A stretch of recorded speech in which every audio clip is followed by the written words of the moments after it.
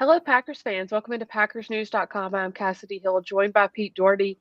I am here for Buffalo live as the Packers have fallen to 3-5 after losing to the Buffalo Bills 27-17. Pete, they were half a point off of the spread, so they covered the spread. Um, Small wins, silver linings here for the Packers. They covered the spread. Aaron Rodgers was a double-digit underdog for the first time in his career and looked to make it a little bit of a game. I'll be honest, Pete, they made this a lot more of a game than I thought they would. And if you look back over this game, there were definitely some opportunities for them to win it, which was not a positive, but more than I thought that they would be able to say at the end of this night. Yeah, by I don't know, halftime, early third quarter, I had I was like, man, this could be it. They could be done for the season, really. But they Right. didn't give in, and they stayed with it. They kept playing, they kept running.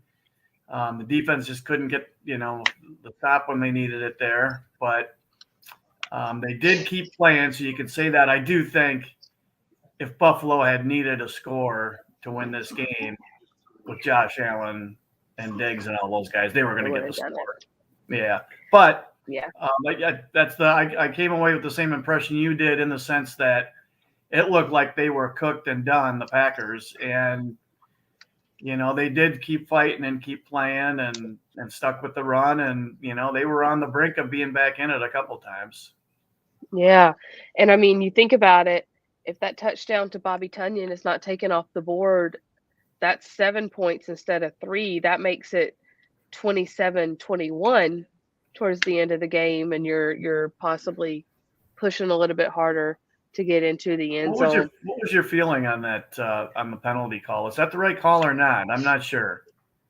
In my opinion, no, I definitely didn't think so live, and especially watching the replay, it looked like the defender was already slipping.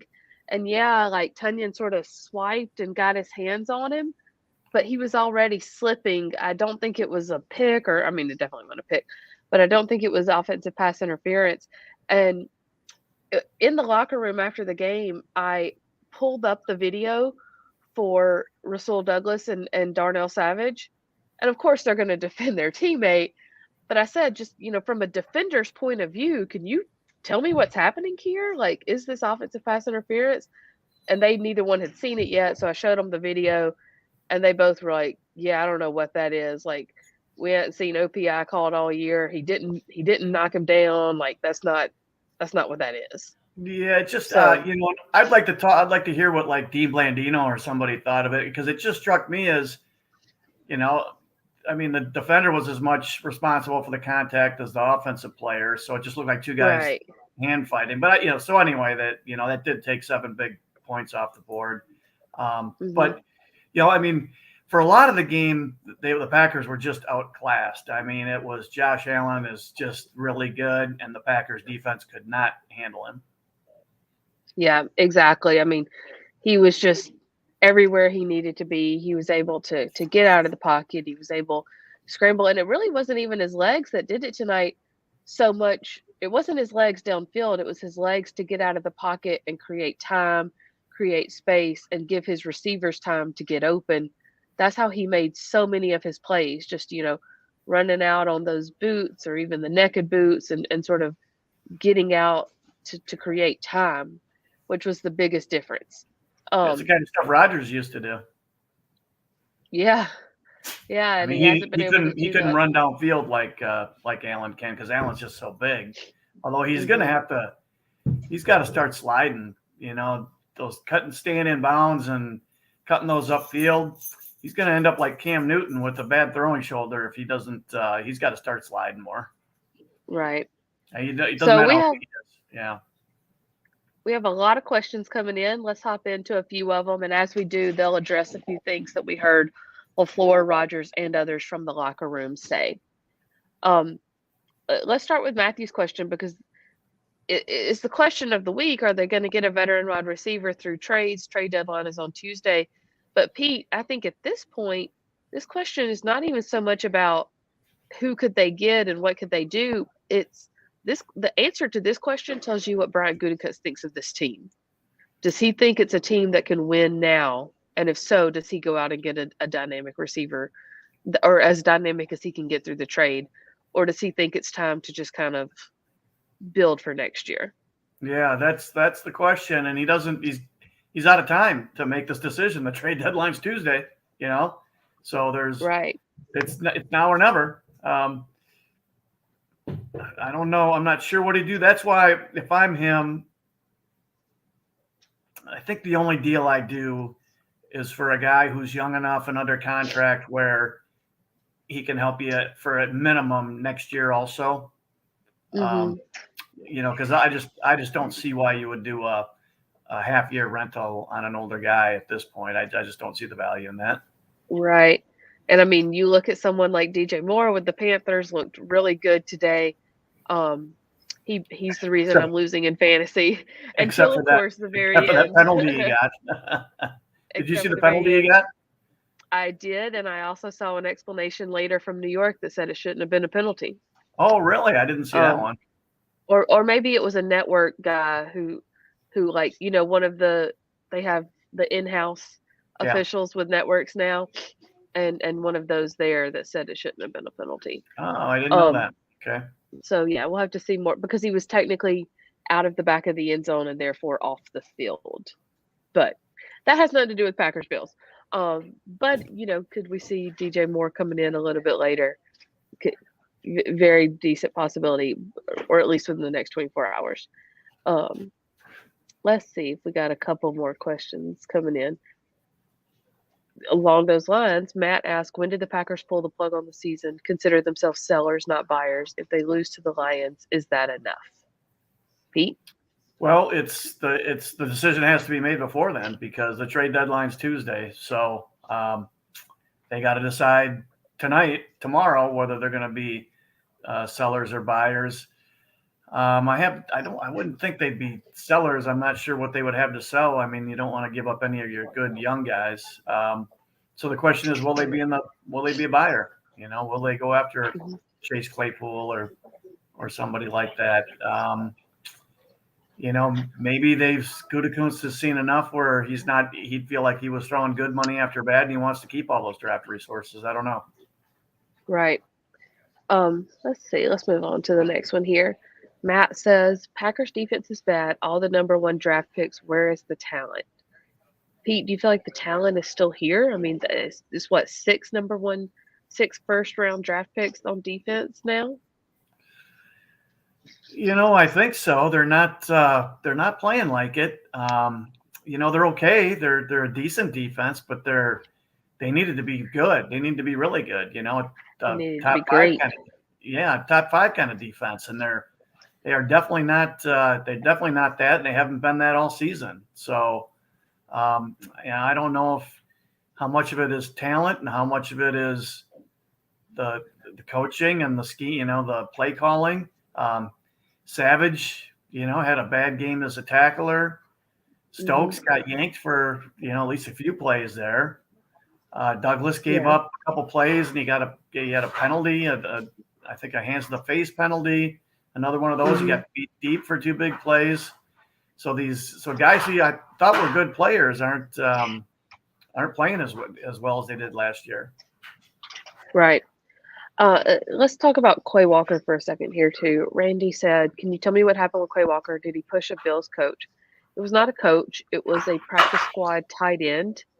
But we talked to Quay Walker after the game, and Pete, you've probably seen him too. Quay Walker's a pretty level-headed, soft-spoken guy. Seems like it, yeah. Yeah. He was super apologetic. He wanted to kind of stop and talk to the media for a minute. He did. He talked to us for about 4 minutes and said he was making a tackle that went out of bounds. When he was out of bounds, he thought he felt hands on him, which if you kind of look back, looked like probably did happen. And then he turned around and pushed off. They always say it's the second guy that gets the flag. Yeah, when I watched the replay, the guy had hands on him, but he was just trying to kind of stop him from rolling. And it was nothing. The guy wasn't pushing him or anything. and Right. Walker had his back to it, so he didn't. He was in a volatile state of mind, and he Right. snapped instead of keeping his cool. Right. Which is unlike him. Um, he was incredibly apologetic from what I would say, um, to the point that he was wiping away tears. And at one point, someone that he had been talking to us for about 3.5, 4 minutes, and someone asked him, Quay, we see the emotions that you're going through right now. What are you thinking about emotionally right now? And he just said, that's when he said, I can't anymore. And he kind of walked off. Um, so the question here is that something that now teams will try to get out of him? Like try to antagonize him to get him to kind of, is that one of those things that teams see on tape and go after, or am I reading too much into that? I know some players might. I mean, some players study this stuff, and they saw. I mean, I think a lot of guys on defense they seem to be in a volatile state of mind. I mean, the clip of Mhm. Alexander and Diggs going at it before the game verbally, and Right. I think they didn't keep their head on defense. I think that was one of their issues. So yeah, some teams will see that, and maybe they'll try to push some buttons. And who was it? John Randall, who played for the Vikings, back in the back in the 90s, and I think maybe late 80s. He used to comb through the press guides and read about like the offensive linemen and the guys he was going against. And then during the game, he'd bring up this really personal stuff with them and talk, just to try to antagonize them and try to get them to Yeah. take penalties on them. So some guys might do something like that because they've seen that these guys are blowing their stack now. Let's go down to the next question. Antoine asks simply, is it panic time?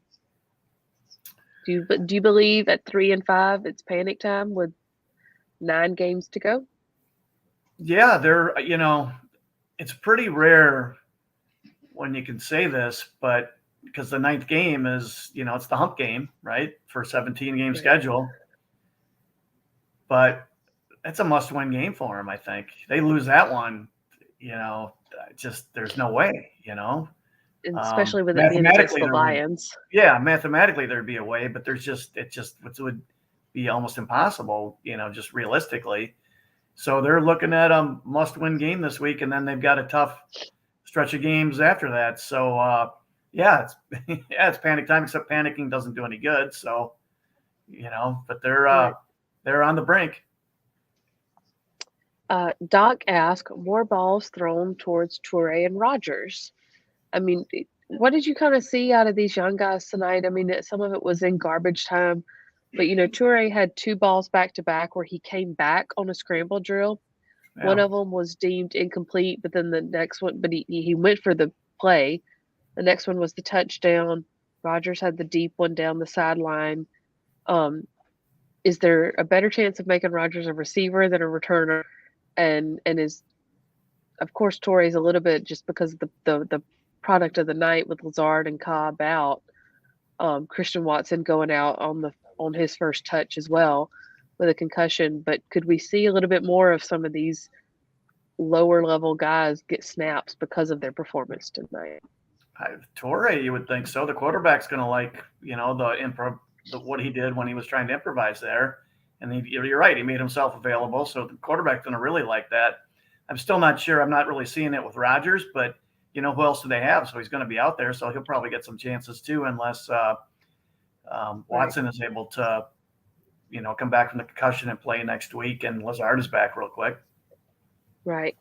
You have to feel for Watson. I mean, to kind of finally get back from the hamstring and then to immediately go into concussion protocol. I mean, that was a bad play too. When you watched his neck on that play, it was very scary. So wishing the best for him. And then I'm sure this is down in here somewhere, but while we're talking about losing guys to injuries, I mean, here's a good question about it. Wade asked, how much does the dynamic change on defense if Devondre Campbell is out? They lost Quay Walker and Devondre Campbell almost back to back tonight. At one point, Pete, their linebackers, actually for the rest of the game, their linebackers were Eric Wilson, who was really kind of signed to be um, special teams guy, and Isaiah McDuffie. And Isaiah McDuffie was the one making the calls. I mean, how far can you get with that linebacker core? Yeah, that would be a big blow if he's out for a while. I mean, I guess, obviously Walker will be back, but Campbell's, he's the quarterback of the defense, and he's, big talented guy. And their defense was they drafted Walker so they could have two of those guys and they could play nickel all the time. And, so they could still feel like they could defend the pass well because they had two big, fast linebackers, but could also, they were big enough where they could handle the run. So, yeah, it would change their scheme. It would be taking one of their more talented defensive players off the field. And considering how much they're struggling on defense, they can't afford any of that right now. Right. Matt asked, lots of penalties and the ejection. Is this examples of poor discipline or bad coaching? Well, it's definitely poor discipline, and that is, coaching's a big part of that. So they let things get you. They were too caught up in all the chippy stuff on defense, and Diggs got in their head, I think, and so they were in a volatile state of mind. And you can put that on coaching. Yeah, I can't disagree with that. Doc says simply trade Savage. Is what he provides in the passing game enough to make up for what he struggles with in tackling? So, he's got that 5th-year option, and they exercised it. But I don't think any, other teams watch the tape. They're not going to want to pick that up, because I think that option's, I don't know, it's more than $10 million, I think. So I would think it would be pretty tough to move him. Sorry about that. Right back. Let's see if we got a couple more questions in here before we get ready to sign off. Just in relation to trades and roster management, Michael asked, is Goody too much like Ted Thompson? So you would know that better than me. Because he won't, they're thinking he won't make a deal. He skews more toward Thompson than he does like John Dorsey or John Schneider. Those guys are, we're talking about Ron Wolf disciples. Those two are pretty aggressive, had a higher tolerance for risk than, Ted was at the far low end of that spectrum, and Gutekunst is more towards that end. He's been willing to do more, and I still wouldn't rule him out making a trade, but I do wonder if, he's going to be more cautious now because he doesn't want to throw good money after bad, and he'll want the draft resources for next year. That's why, again, I would say if I'm him, I'm only dealing for a young guy who you think can help you next year too. All right. Last couple of questions here. This one from Amy. Changes needed to be made to move forward. The passing game, we have a 4-time MVP quarterback. Pete, Aaron Rodgers said after the game tonight he still feels like they need to throw it downfield. That's an interesting statement considering that Aaron Jones and A.J. Dillon just ate up on the ground tonight against a very good defense. Is trying to keep the game in the air really the answer, even though you have a 4-time MVP, but one that's been struggling, especially when you have these two running backs in the backfield? Is the passing game the answer here? So I'm just kind of interpreting, so maybe I'm misinterpreting, but I'm going more by maybe what LaFleur said, was more explicit about it. I think they got to be a running team, but you can't. That's a tough way to make a living in this league, just running the ball. I mean, look how it was tonight. They're down 17 points and they're chewing up the clock running the ball. That's a hard way to make a living in this league. So you got to be able to throw the ball some. And it just felt like they could barely throw the ball for a big chunk of tonight. And a lot of it was because they couldn't protect. That's a good rushing front four, and especially in that first half when the game was really a game, they had a hard time protecting the quarterback, and not having Jenkins definitely hurt them. But I think that's what they're saying is that running's good, and to be built around the run is fine, but you also have to be able to mix in some passing and to make them pay a price if they're going to bring the safety up by hitting some plays downfield. And it just felt like that wasn't going to happen tonight until the game was out of hand is a slight overstatement, but until they were pretty far behind. Right. Two last questions here. John asked, can the Packers sign free agent wide receiver Tyler Johnson? Tyler Johnson spent his rookie year with the Tampa Bay Bucks.